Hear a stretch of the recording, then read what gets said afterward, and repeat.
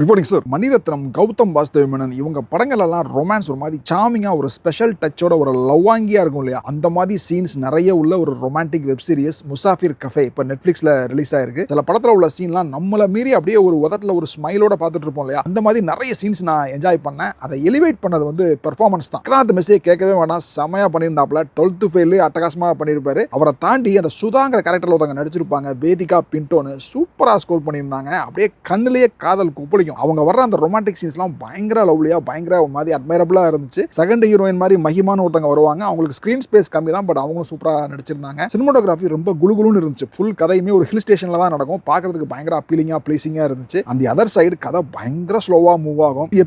ஒவ்வொரு எபிசோடும் அரை மணி நேரம் தான் இருந்தாலும் பேசிக்கிட்டே இருப்பாங்க. ஒரு டயலாக் ட்ரிவன் கதை. அது எல்லாருக்கும் ஒர்க் அவுட் ஆகுமான்னு தெரியாது. ஒரு கான்டெம்பரரி லவ் ஸ்டோரி, அதாவது கரண்ட் சோஷியல் நார்ம்ஸை பேஸ் பண்ண ஒரு மாடர்ன் லவ் அப்படிங்கிற புரிதலோட பார்த்தா கூட சில நேரங்கள்ல என்னடா கான்டெம்பரரி பேல்பூரின்ட்டு பொண்ணு பேசுறதெல்லாம் லாஜிக்கலாவா இருக்கு, பிராக்டிகலா ஒத்து வருமா, லூசுத்தரமா பேசிட்டு இருக்க அப்படிங்கிற மாதிரி சில நேரங்கள்ல தோணுச்சு. அதனாலேயே ஒரு சில நேரங்கள்ல ஒரு எமோஷனல் கனெக்ட் மிஸ் ஆச்சு. கிளைமாக்ஸ் வந்து கொஞ்சம் இன்கம்ப்ளீட்டா இருந்துச்சு. ஒரு பஞ்ச் ஒன்று மிஸ் ஆன மாதிரி இருந்துச்சு. ஃபேமிலியோட பார்க்கலாமா அப்படின்னா 4வது எபிசோட்ல மட்டும் ஒரு சின்ன பாட்டு, அதுல ஒரு ஜலபலா ஜங்ஸ் ஒரு இன்டிமேட்டான சீன் வரும். ரொம்ப பப்பரப்பேன்லாம் எதுவும் இருக்காது. ஓவராலா அந்த சாமியான ரொமான்ஸ் பிளஸ் பெர்ஃபார்மன்ஸ் எனக்கு பிடிச்சிருந்துச்சு. ஆகா ஓஹோன்னு இல்லைனா கூட ஒன் டைம் பார்க்கறதுக்கு எனக்கு ஒர்க் அவுட் ஆச்சு. பட் ரொம்ப ஸ்லோவா போறதுனால எல்லாருக்கும் ஒர்க் அவுட் ஆகுமான்னு தெரியாது. பார்த்துட்டு சொல்லுங்க. இன்னொரு படத்துல மீட் பண்ணலாம்.